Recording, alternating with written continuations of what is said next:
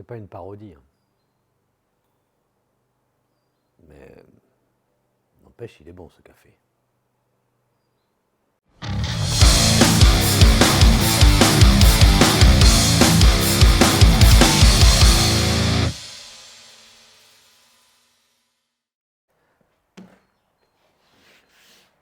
Ponceuse à rouleau, large bande, 2 rouleaux, qu'on peut appeler aussi une calibreuse.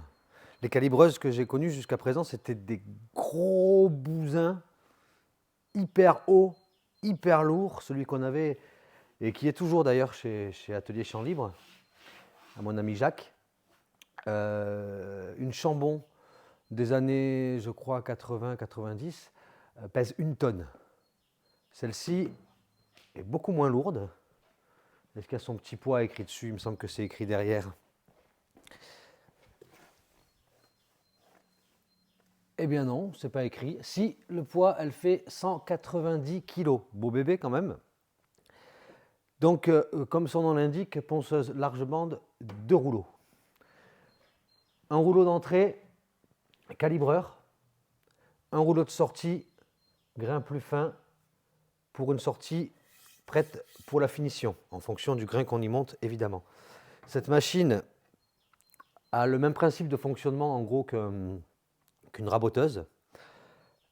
Sauf que là, le système d'entraînement se fait par un tapis roulant, ici, pour lequel la vitesse est réglable, je vous montrerai. C'est écrit en pied, là, de 3 à 20 pieds. Je crois que ça, il me semble que c'est maximum 6 mètres minutes, je crois, ce qui est déjà pas mal pour de la finition, peut-être 8. Alors pour ceux qui parlent les pouces, les pieds, les coudes et tout ce qu'ils veulent, vous corrigerez dans les commentaires.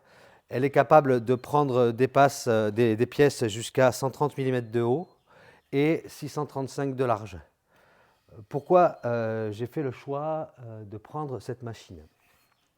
Eh bien simplement pour gagner du temps, pour gagner en efficacité. Par exemple, je peux y passer un limon d'escalier complet. En tourne-retourne, je suis prêt à passer à la finition. Si par exemple j'ai une bibliothèque ou tellement de choses à faire avec en v'là et en v'là et en v'là des montants, des traverses, des tablettes, etc., le temps gagné de ponçage est impressionnant. L'orbitale, je la sortirai essentiellement pour le ponçage des champs.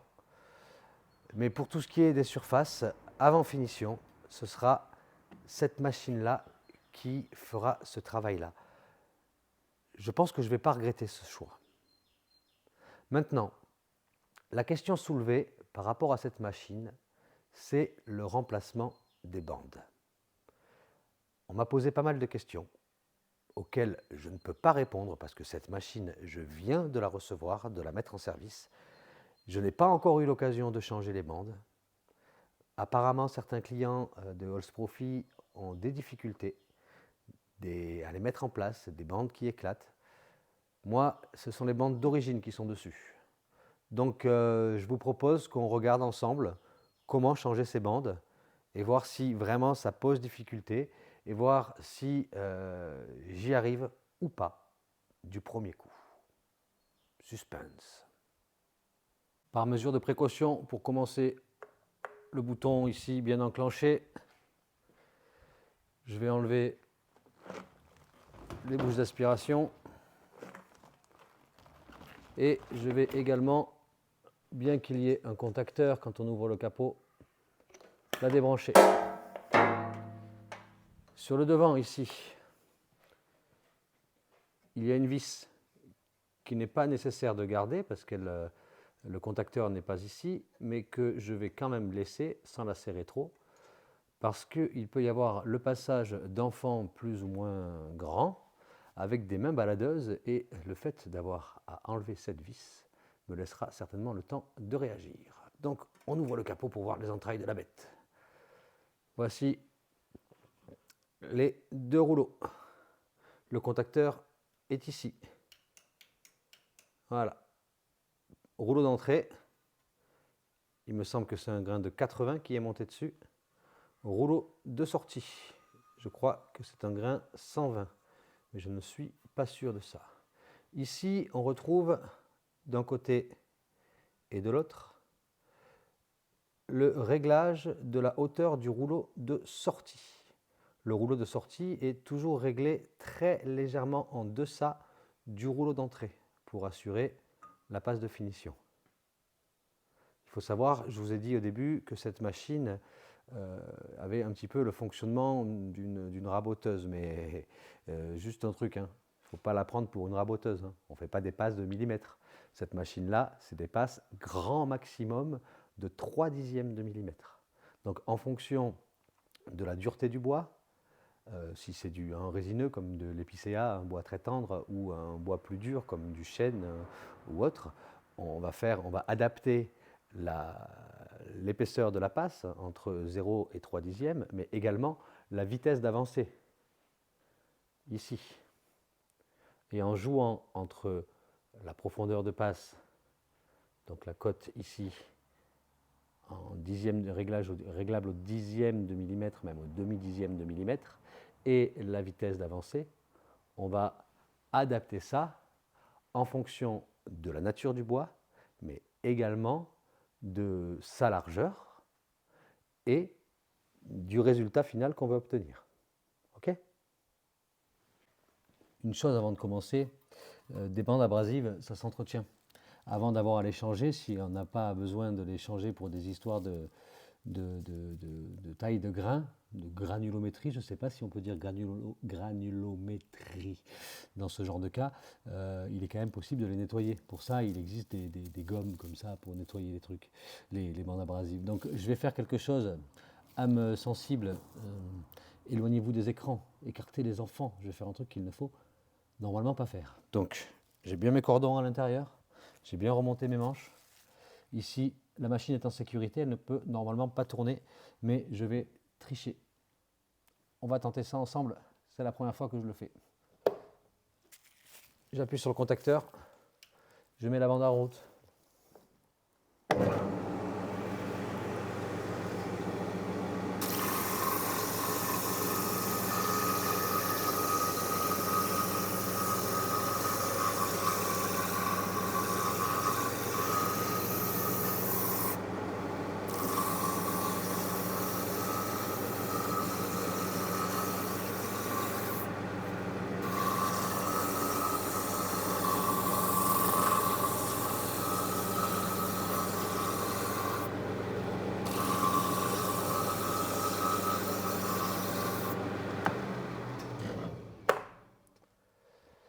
J'ai fait un petit nettoyage, déjà. C'est pas parfait, mais ça permet de redonner une petite jeunesse à nos bandes abrasives. Bon, là, c'est pas le sujet. Je remarque que quand on fait ça, le mieux, c'est de se protéger les voies respiratoires. C'est la première fois que je le fais, j'aurais dû m'en douter et j'aurais dû le faire. Voilà, donc vous pouvez y aller dans vos remarques, dans les commentaires. Effectivement. Je vais aller chercher l'aspirateur qui est juste là et puis je vais nettoyer ça un peu.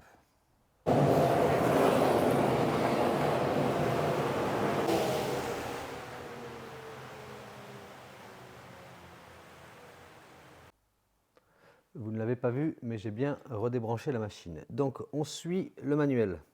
Il est écrit, est-ce qu'on voit là ce qui se passe? Oui. Ils disent de pousser ici et de libérer la bande. Voilà, c'est fait. Voilà déroulé.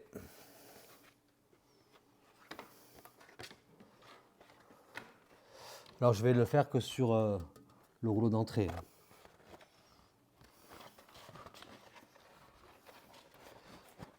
Voilà, et ensuite ils disent de libérer de l'autre côté. Donc il y a un autre petit levier ici qu'on lève pour desserrer la pince. Voilà. Voilà à quoi ressemble la bande.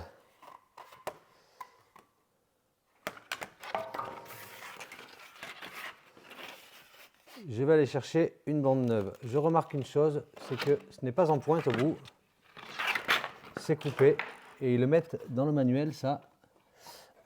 parce que je suis du genre méthodique et donc j'ai tendance à regarder les manuels, de couper le bout sur 1 cm. On va voir si c'est déjà fait sur la bande de rechange que j'ai. En attendant, j'ai regardé. Les papiers abrasifs qui sont fournis, donc pour le rouleau d'entrée c'est un 80 et pour le rouleau de sortie c'est du 120. Ça c'est pour vraiment travailler en calibrage. Moi j'ai pris cette machine plus pour de la finition que pour du calibrage. Donc les bandes que j'ai commandées, c'est une bande en 120 pour l'entrée et une bande en 150 pour la sortie. Parce que le calibrage, je le fais à la raboteuse qui est très précise. Et donc je prévoirai les quelques dixièmes pour le passage de finition directement au rabotage. Donc, ce que j'ai dit tout à l'heure, que j'allais changer juste celui-ci, ben, c'est pas valable. Pour la vidéo, je vais en changer qu'un, mais hors champ, je changerai le deuxième parce que ça n'a pas vraiment de sens d'avoir un 120 et un 120, quoique pourquoi pas. Mais je changerai donc pour un 120 et un 150 comme j'avais prévu de travailler. Voilà. Voilà la bande neuve en 120. Première chose que je remarque, au bout, c'est pointu. Donc, il faut la couper, comme le dit le mode d'emploi, sur environ 10 mm. Alors je coupe. Peut-être que la première difficulté rencontrée se situe ici, je ne sais pas.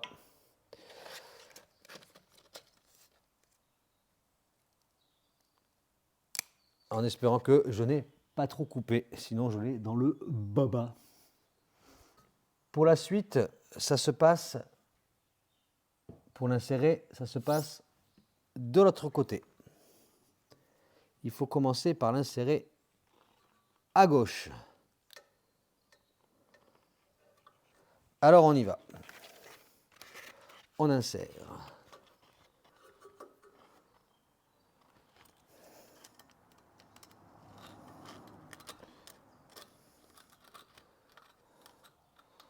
Me voilà inséré. Et ensuite, on va l'enrouler. Il faut bien veiller à la serrer. Voilà, déjà, je vois que je pars de travers. Donc il faut déjà commencer correctement.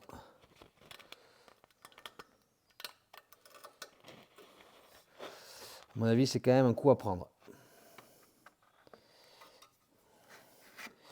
Ils disent de bien veiller, du coup,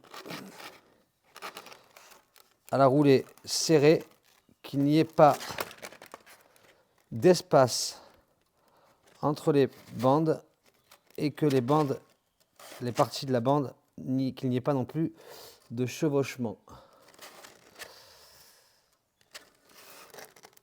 Alors je veille à ça en installant.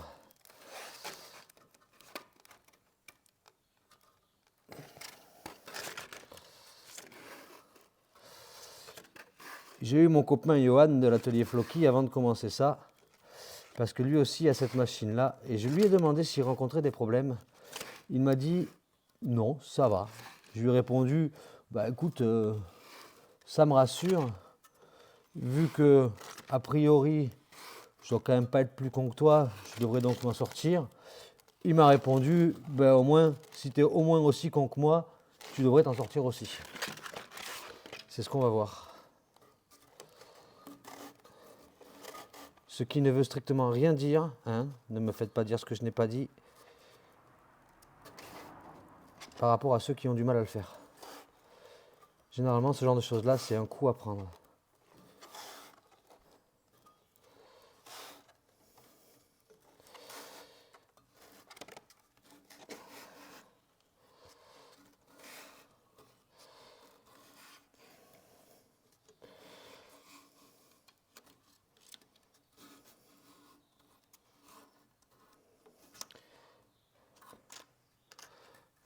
Voilà, j'arrive au bout. Je tire sur la pince.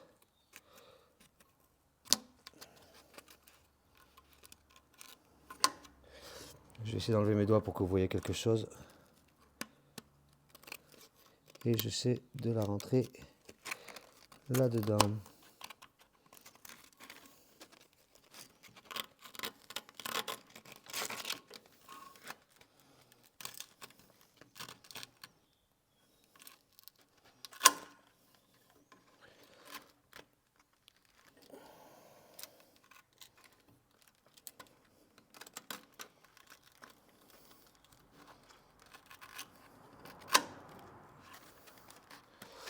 J'ai du jeu.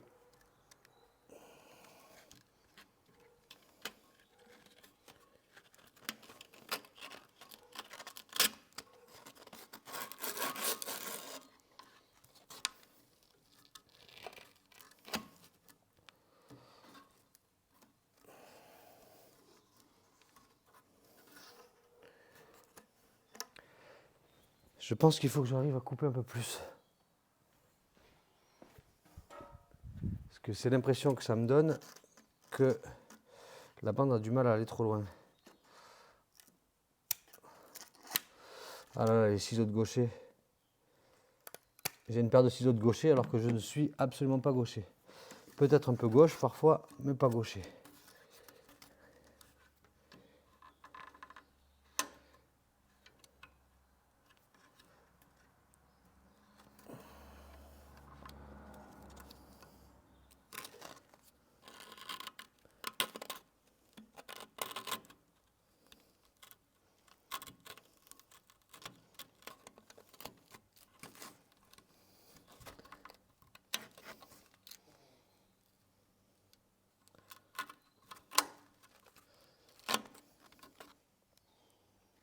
Qu'est-ce qui se passe? Où est-ce que ça se joue?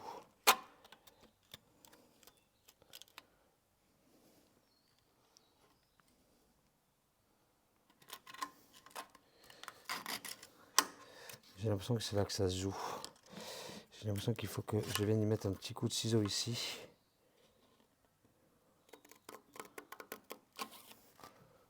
Pour lui enlever ça.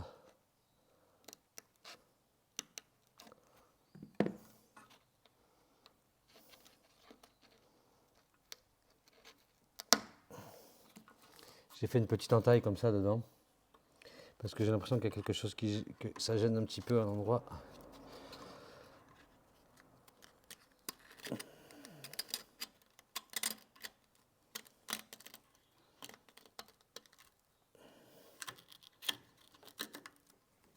Ah, c'est ça. Par contre, il faut que j'en enlève un peu plus. C'est ça, c'est ça.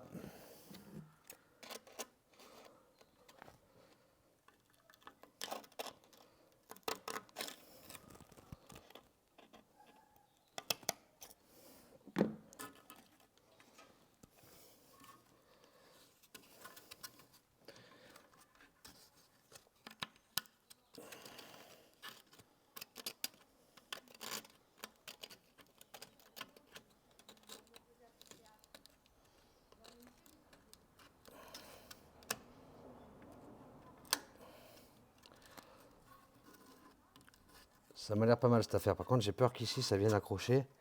Alors, j'avais remarqué aussi qu'ici, j'étais pas bien tendu. Donc, je vais le reprendre légèrement ici.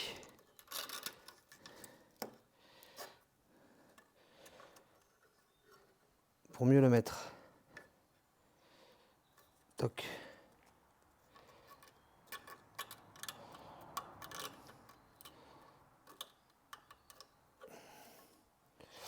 Ça me semble pas mal.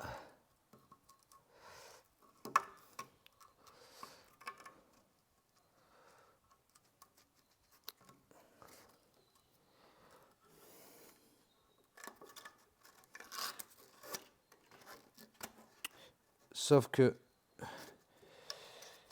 ce que j'ai fait, ça a eu pour effet de la détendre.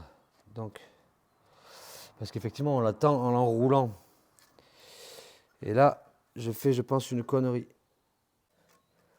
Alors, on va refaire. On va refaire ici pour la retendre, d'accord? Je la ressors ici.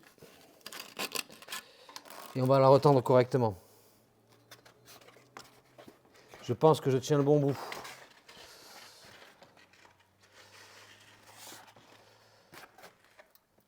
Voilà, au départ. Et c'est parti.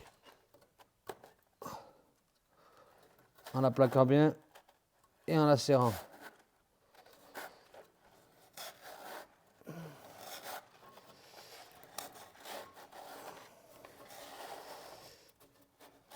Et en faisant attention qu'elle ne se chevauche pas.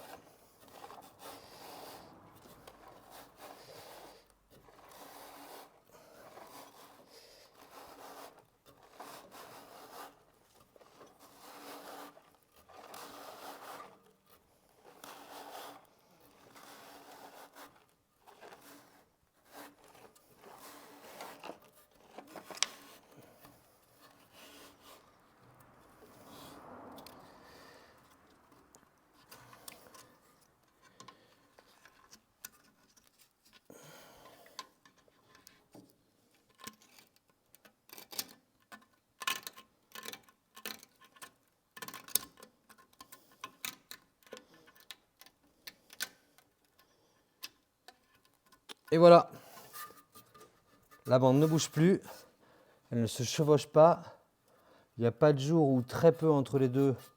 De toute façon, ça sera repris par le système.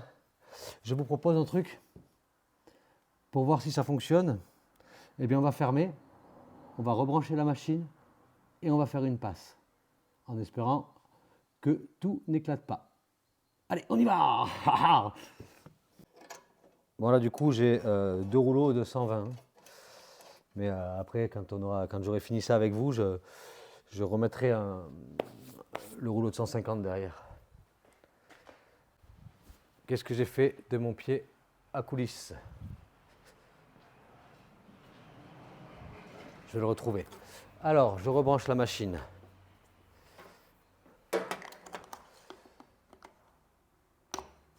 Hop. Je rebranche l'aspiration. Je rappelle, hein, c'est un aspirateur provisoire. Non, si je mets le cours plutôt au plus près. Aspirateur provisoire, mon aspirateur définitif arrivera avec mes dernières machines et j'aurai un réseau complet d'aspiration quand chaque machine aura trouvé sa place définitive. Mais là, pour le moment, je fonctionne en mobile, le temps de m'installer correctement et de bien déterminer la position de toutes les machines. J'avais un pied à coulisse. Si j'étais un pied à coulisse, où est-ce que je me serais glissé? Je vous entends là. Les dentons, on évite. Hein? Ok? Merci. C'est bon. Il était très exactement là où il devait être. C'est-à-dire? Non. Alors, je vous disais des passes maximales de 3/10. Donc c'est important de travailler au pied à coulisse. Là, je suis à 44,6 par 44,6. Donc, je vais régler à 44,4.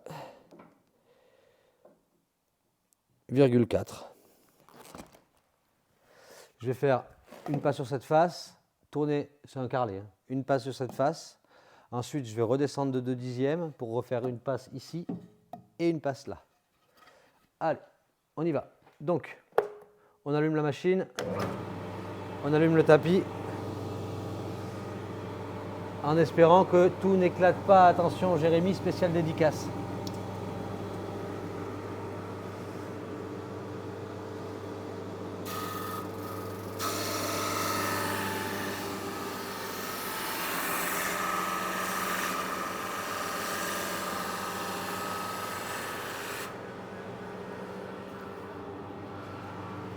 Un quart de tour.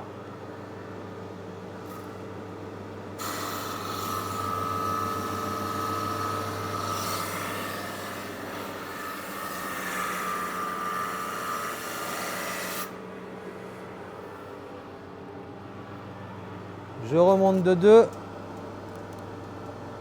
Allez, soyons fous, 3, 44,1. Et on est reparti. Ah, j'ai pas mis l'aspiration.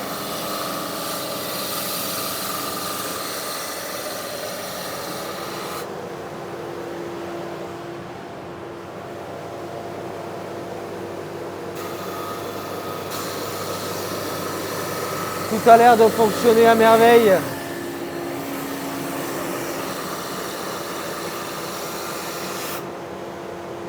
Allez, pour le plaisir, on va s'en faire une à 43,8. Et c'est parti.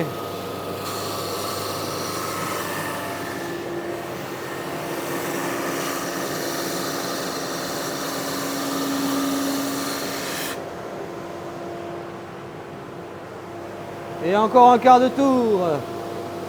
Pour l'usure de la bande, vous voyez, je change de place sur le tapis.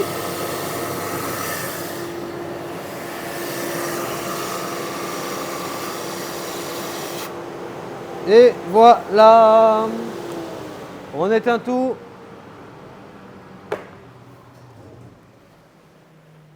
Et voilà, je ne sais pas si vous allez bien vous rendre compte ici, mais on est sur un grain 120.